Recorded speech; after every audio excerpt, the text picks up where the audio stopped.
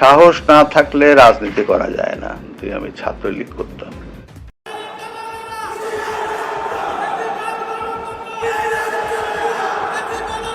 Print এবং electronic মিডিয়ার সংসদে ডক্টর ইউনূসকে রাষ্ট্রপতি ঘোষণা জামায়াত জোটের।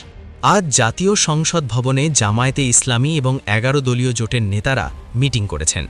গতকাল সংসদে রাষ্ট্রপতি শাহাবুদ্দিনকে অপমান করার পর তারা একটা বড় সিদ্ধান্ত নিয়েছেন, ডক্টর মোহাম্মদ ইউনূসকে রাষ্ট্রপতি করার আনুষ্ঠানিক প্রস্তাবনা। কেন এই সিদ্ধান্ত? কারণ তিনি আন্তর্জাতিক ব্যক্তিত্ব, তিনি নিরপেক্ষ, তাকে রাষ্ট্রপতি করলে দেশ উন্নতি করবে। আর শাহাবুদ্দিন, তিনি হাসিনার দালাল, এক মুখে দুই কথা বলেন। ২০২৪ সালের গণ অভ্যুত্থানের উদ্দেশ্য ছিল ফ্যাসিবাদের পতন ঘটিয়ে জনগণের সরাসরি ভোট নিশ্চিত করা। যিনি আগে ছাত্রলীগ করেছেন, হাসিনার দল করেছেন, এখন সংসদে হাসিনাকেই ফ্যাসিস্ট বলছেন, এই ধরনের মানুষকে রাষ্ট্রপতি রাখা যায় না। তাই জামায়াত জোট চায় ডক্টর ইউনূসকে রাষ্ট্রপতি করতে। ১২ই মার্চ সংসদে কি ঘটেছিল? রাষ্ট্রপতি শাহাবুদ্দিন ভাষণ দিতে এসেছিলেন, স্পিকার ঘোষণা দিলেন, সাথে সাথে জামায়াত এবং ১১ দলীয় জোটের সদস্যরাও উঠে দাঁড়ালেন, হাতে প্ল্যাকার্ড যাতে লেখা ছিল, জুলাইয়ের সঙ্গে গাদ্দারি, জুলাইয়ের সঙ্গে বিশ্বাসঘাতকতা বন্ধ করো। উচ্চস্বরে প্রতিবাদ। জাতীয় সঙ্গীত বাজল, কিন্তু তারা রাষ্ট্রপতিকে সম্মান জানালেন না। বললেন, আমরা জাতীয় সঙ্গীতকে সম্মান জানাচ্ছি, রাষ্ট্রপতিকে না। তারপর ভাষণ শুরু হলে স্লোগান উঠল, ফ্যাসিস্টদের দোসর ইস্তফা দাও, সম্পূর্ণ ওয়াকআউট। এমন অপমান ইতিহাসে হয়নি। এই অপমানের পর আজ জামায়াত এবং জোটের নেতারা বৈঠক করলেন। এই হাই ভোল্টেজ বৈঠকে উপস্থিত ছিলেন জামায়াত আমির ডক্টর শফিকুর রহমান, নায়েবে আমির ডক্টর সৈয়দ আবদুল্লাহ মোহাম্মদ তাহের, ১১ দলীয় জোটের প্রধান নেতৃবৃন্দ এবং এনসিপির প্রতিনিধিরা। তাদের আলোচনার একমাত্র বিষয় ছিল, রাষ্ট্রপতি শাহাবুদ্দিন চুপ্পু কি এই পদে থাকার যোগ্যতা রাখেন?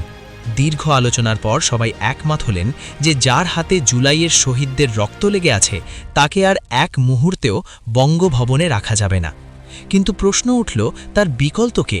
ঠিক সেই মুহূর্তেই ডক্টর শফিকুর রহমান এক ঐতিহাসিক প্রস্তাব দিলেন। তিনি পরবর্তী রাষ্ট্রপতি হিসেবে ডক্টর মোহাম্মদ ইউনূসের নাম ঘোষণা করলেন। কেন ডক্টর ইউনূসকে রাষ্ট্রপতি করতে চায় জামায়াত জোট? ডক্টর শফিকুর রহমান অত্যন্ত যৌক্তিকভাবে এর ব্যাখ্যা দিয়েছেন।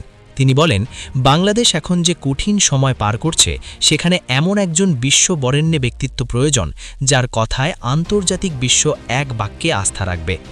ডক্টর ইউনূস রাষ্ট্রপতি হলে আমেরিকা, ইউরোপ, চীন ও জাপানের মতো শক্তিশালী দেশগুলো বাংলাদেশে বিনিয়োগ করতে উৎসাহিত হবে, যা আমাদের ভেঙে পড়া অর্থনীতিকে চাঙ্গা করবে।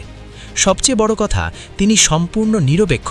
তিনি বিএনপি, জামায়াত বা আওয়ামী লীগ কোনো দলেরই লোক নন, তিনি দেশের লোক। তার এই ক্লিন ইমেজই পারে জাতীয় ঐক্য গড়ে তুলতে। এরপরই জামায়াত আমির বর্তমান রাষ্ট্রপতি শাহাবুদ্দিনের আমলনামা তুলে ধরেন। তিনি বলেন, শাহাবুদ্দিনের পুরো পরিচয়ই হল তিনি হাসিনার দালাল। ১৯৬৭ সাল থেকে ছাত্রলীগ করা এই ব্যক্তি সারা জীবন আওয়ামী লীগের সেবা করেছেন। জেলা ছাত্রলীগের সভাপতি থেকে শুরু করে বাকশালের যুগ্ম সম্পাদক এবং শেষ পর্যন্ত হাসিনার আশীর্বাদে রাষ্ট্রপতি হয়েছেন। অথচ আজ নিজেকে বাঁচাতে তিনি সংসদে দাঁড়িয়ে হাসিনাকেই ফ্যাসিস্ট বলছেন। যে সরকারে তিনি রাষ্ট্রপতি ছিলেন, সেই সরকারের গুম, খুন আর দুর্নীতির দায় কি তিনি এড়াতে পারেন? যখন ছাত্রদের উপর নির্বিচারে গুলি চলছিল, তখন তিনি বঙ্গভবনে বসে নীরবতা পালন করে প্রকারান্তরে খুনিদেরই সমর্থন দিয়েছেন। এই ভণ্ডামি আর দ্বিমুখী নীতি এখন সবার কাছে পরিষ্কার। নায়েবে আমির ডক্টর তাহের আরও একটি বিস্ফোরক তথ্য সামনে আনেন। তিনি বলেন, শাহাবুদ্দিনের সবচেয়ে বড় মিথ্যাচার হল হাসিনার পদত্যাগপত্র নিয়ে ধোঁয়াশা তৈরি করা। তারা আসলে তলে তলে হাসিনাকে ফিরিয়ে আনার ষড়যন্ত্র করছেন। এনসিপির প্রতিনিধিরাও একমত হন। ৩টি শক্ত অভিযোগ পেশ করেন। শাহাবুদ্দিন আজীবন আওয়ামী কর্মী, তিনি চরম মিথ্যাবাদী এবং তিনি জুলাই বিপ্লবের চেতনার বিরোধী। তাই তাকে সরিয়ে ডক্টর ইউনূসকে বসানোই এখন সময়ের দাবি। বৈঠক শেষে জামায়াত আমির ঘোষণা করেন, তারা খুব শীঘ্রই জাতীয় সংসদে লিখিত প্রস্তাব দেবেন যাতে ডক্টর মোহাম্মদ ইউনূসকে রাষ্ট্রপতি নির্বাচিত করা হয়।